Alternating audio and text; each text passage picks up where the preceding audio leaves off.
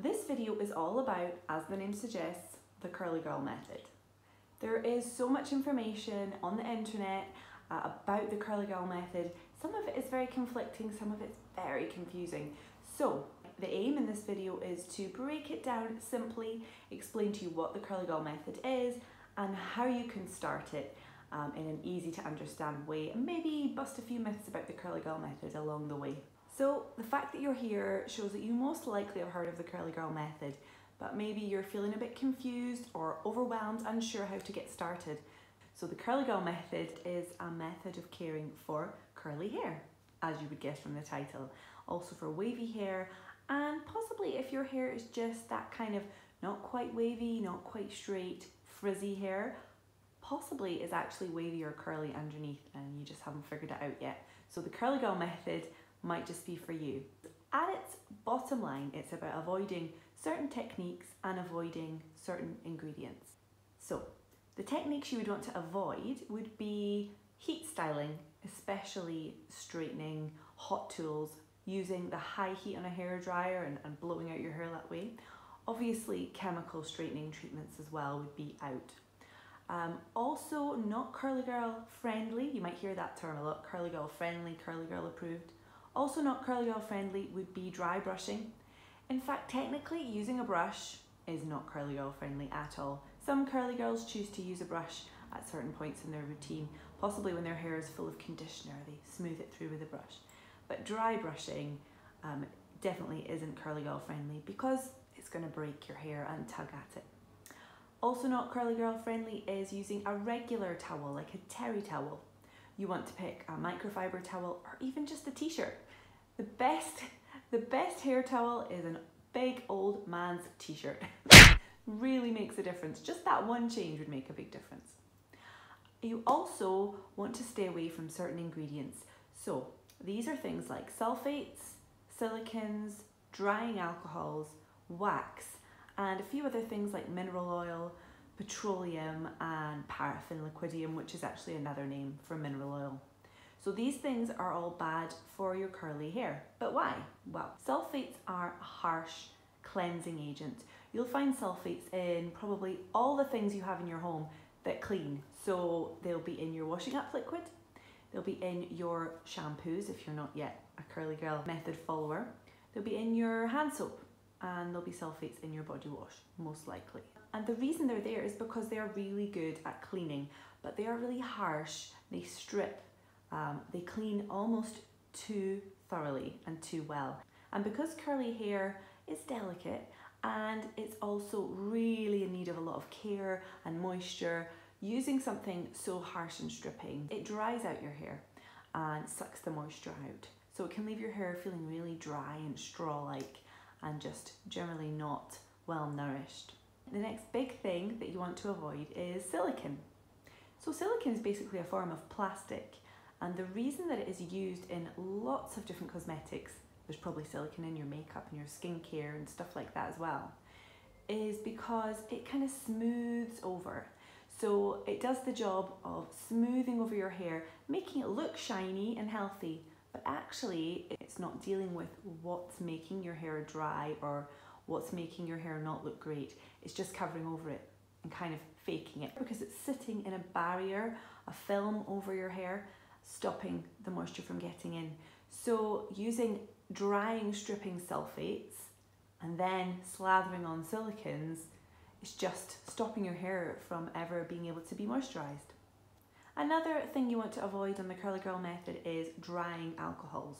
Now, there are lots of different alcohols that are used in cosmetics and in hair products. Some of them are drying, which means similar to the sulfates, they're going to strip the moisture out of your hair and just be too harsh. But there are also alcohols which are called fatty alcohols, and those are not drying. So you can find lists of which ones are drying and which ones are not. Or if you see an alcohol in the ingredients list of your product, just Google it, and if it says it's a fatty alcohol, then you're good to go. If it's not a fatty alcohol, it's most likely a drying alcohol. There are a handful of alcohols which are neither drying nor fatty, they're just kind of neutral and they're not going to do your hair any damage. You also want to avoid wax in your products. You can remove wax with a Curly Girl friendly shampoo, so a sulfate free shampoo. But if you don't remove it and if it's left to build up on your hair, then it can do a similar job to silicones and stop the moisture from getting in. So technically wax is not Curly Girl approved. And then things like mineral oil, paraffinium liquidium and petroleum, those also suffocate the hair and cover it and don't come out very easily unless you're using the harsh stripping sulfates. Those are the things you want to avoid in your ingredients list of your products. Now I know that sounds really overwhelming, it's a lot of things to remember, but you can do it, it just takes a bit of time and dedication. You can find lists of which ingredients are good and which ingredients are not good online, and also on Facebook groups. There are quite a lot of Curly Girl method dedicated Facebook groups, and they have amazing resources in their files and in their albums, and you can go in there and you can save the photographs that have lists of ingredients to look out for. Save them on your phone if you want, and then when you're in the shop you can pick it off the shelf and check the ingredients. You can also post in those groups and ask people to do an ingredient check, and they're really happy to do that too. So those are the things you want to avoid in the Curly Girl method, and a little bit about why.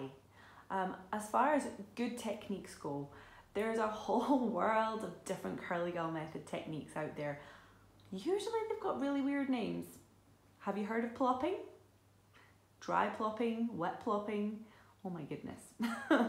There's squish to condish, there's scrunch out the crunch. There are so many weird and wonderful terms. So we can look now at some of those terms and what they mean. So first of all, plopping. If you Google plopping or search YouTube plopping videos, you'll see lots of people demonstrate how to do it. And it's basically what you would do. I mentioned the t-shirt to dry your hair instead of a normal towel. You basically flip your head over and plop your hair, plop your curls, your wet curls, onto your towel or your t-shirt, and then you kind of tie the t-shirt up, and then the curls are sitting on top of your head, and it's almost like it helps the curls to just set in place. Some people do that before they add their styling products, some people do it after they add their styling products, some people do it after their hair is dry, so that's why there's all these different kinds of plopping, but that's basically what it is. So squish to condish, or you might see that abbreviated to STC, that is a method of conditioning your hair where actually you push by scrunching water and conditioner into your hair. So after you've cleansed your hair, you would cup handfuls of water, you put your conditioner in, cup handfuls of water and squish it in. And I have a full video on how to do squish to condish, which I'll link up here. Then scrunch out the crunch, which is sometimes abbreviated to SOTC. That is after your hair is completely dry. The styling products you use will form something called a cast, which is, you know, that crunchy feeling, that 80s hair feeling when you've used mousse or gel and it's gone really hard. So once it's completely dry, it has to be completely dry, you scrunch, scrunch, scrunch, scrunch, and that crispiness will disappear and you'll have soft, bouncy curls, which is like a little bit of wash day magic, if I'm honest. It's my favourite part of wash day. It's amazing. So if you've never done scrunch out the crunch before, you are in for a treat. Another term that you may have heard is CoWash. So CoWash, it's basically a contraction, it's conditioner wash. So it's using conditioner to wash your hair, which if you've never done or heard of that before, it sounds super weird. Because our curly hair and our scalps, they don't need that harsh stripping sulfate action that we've talked about. Some curly hair really loves to be treated really, really carefully and gently, and co-washing is the most gentle form of cleansing that there is. And really the way that you cleanse your hair and scalp is with these, your fingers. So you're using the conditioner, but actually you're using your fingertips and you are scrubbing your scalp for a good long time, and then work the conditioner through your hair, rinse out fully, and you know, you might be amazed at how clean your hair can be. I prefer to co-wash probably 90–95% of the time, and my hair thanks me for it. I do sometimes use a Curly Girl approved shampoo, which would be a sulfate free shampoo, using a more gentle cleanser in there instead of a sulfate. But generally I prefer to co-wash. So it's not the same as just conditioning your hair instead of shampooing. It is still washing your hair, and you are manually washing your hair and scalp. I also have a full video on how to co-wash thoroughly, which I will link. I'll also link all these videos in the description box too. So you have them for later if you want to go and watch them. As I said, you can co-wash or you can use a sulfate-free shampoo. Then there's the world of conditioners and styling products. Obviously you want to make sure every single thing that you put on your hair is Curly Girl approved, so it doesn't have any of those bad ingredients that we discussed earlier. So you want to use a conditioner. So if you co-wash with a conditioner, you can use that same conditioner to condition your hair. So you could just use one product to wash it and condition it. And I've done that many times. So you would wet your hair, obviously plenty of water, put the conditioner in and use that technique I mentioned, squish to condition. So you're squishing in the conditioner with plenty of handfuls of water. Then you can choose to rinse it all out, or you can leave some of the conditioner in. You just have to try it and see what your hair likes. Then you can use styling products. Now you might want to add your styling products to damp hair, or you might want to add it to soaking wet hair. Again, the choice is yours. Any of those things are Curly Girl approved. There's just lots of different ways of doing it, and no one can tell you what's going to work best for your hair. You just have to try it. It's trial and error. The same with which products to try, which styling products to use. It really is a lot of trial and error. But you know, view it as an exciting adventure, something that you're gonna go for. You're gonna try all these different things. Try not to get too stressed, and I know that's easy to say, and it can get a little bit stressful, but it is so worth it. So on styling products, there are mousses, gels, custards, creams, so many different kinds of things to try, and we are getting more and more and more options that are Curly Girl approved these days, which is amazing, but also can be a little overwhelming.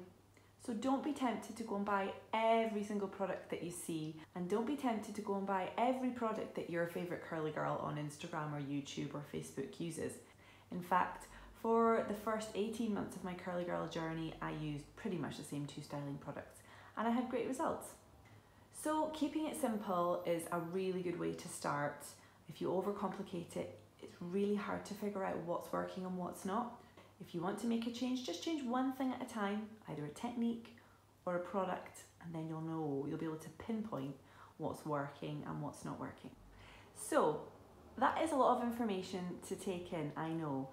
Is it worth it? Is it worth putting all this effort in? Is it worth all the trial and error, learning all these ingredients? Well, I feel like the answer is a big fat yes. I'm going to share with you my before and after pictures, some of my Curly Girl journey, so you can see the change in my hair from before I started the Curly Girl method right the way through to now. I've been following the Curly Girl method now for almost 3 years. It will be 3 years next month, and I never ever thought my hair could be this curly, this shiny, this clumpy, or have this much volume. I never thought it would be possible. I used to think that my hair was curly underneath and just barely wavy on the top, but you know, it's curly. And I have the Curly Girl method to thank for that. So here's some shots of me before the Curly Girl method. This was me thinking I was following the Curly Girl method, but actually I was using non-CG products that were full of silicones. This was one of my first CG washes about 10 days in, and as you can see, it was not looking good. I was feeling a little bit discouraged here. In fact, it took me until I was 3 months in when this picture was taken to get a good wash day result. So patience is definitely needed. It's not an overnight fix. Now we jump to about 10 months Curly Girl method, and you can see that my hair is clumping up. I have cut it quite a lot here. A big jump now to about 2 years CG, and my curls have improved massively. The clumping's better, everything's better, it's improving rapidly. Then another 6 months down the line, and we see even better curls, and I'm also growing at my colour here, which makes a huge difference. And now we're up to some recent photographs of how my hair is now. And as you can see, I have much bigger clumps, much juicier clumps, much more shine, and just generally my hair is really, really healthy. I would just say give it a shot. Give it a good 6 months at least, because I think there's a curly girl routine out there for every curly and wavy girl. Sometimes it's just a matter of finding what works for you. Reach out to other curly girls, reach out to experienced curly girls. There's a whole curly girl community on Instagram. There's lots of amazing curly girls here on YouTube, and as I mentioned, there's fantastic curly girl groups on Facebook as well. It's also worthwhile following a large variety, different types of curls, different types of curl patterns, because you can pick up amazing tips from everyone, not just people whose hair looks like yours.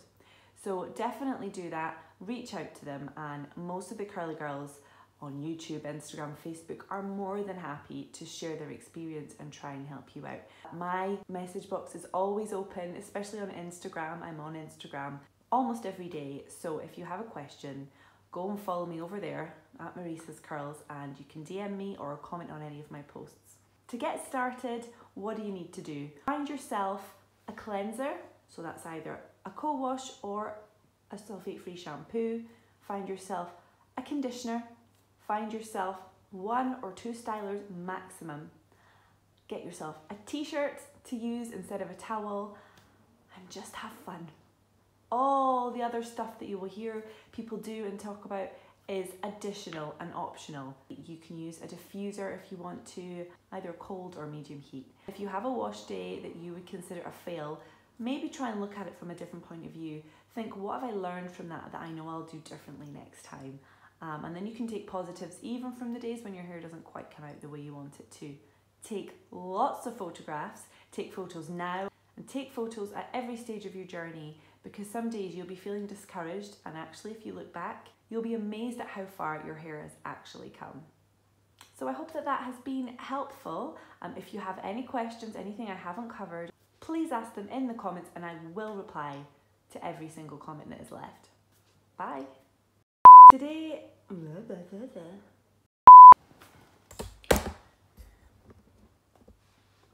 really sure, it probably is. So,